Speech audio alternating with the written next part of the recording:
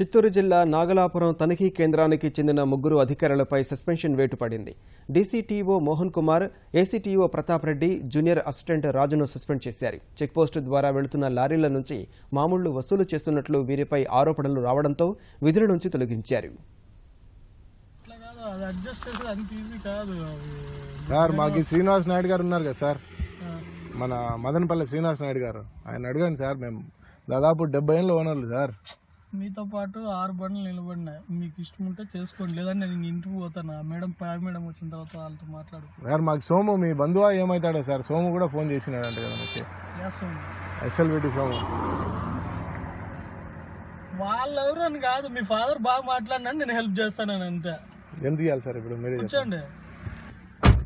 30కి రసీదు ఇస్తాం, 40 పెట్టేసింది దాంట్లో బాక్స్ లో సార్. లేదు అంతే, ఇంకా 20 చేయండి సార్, మీరు లేదు అట్లా చేయలేను. Please sir. యాక్చువల్ గా 20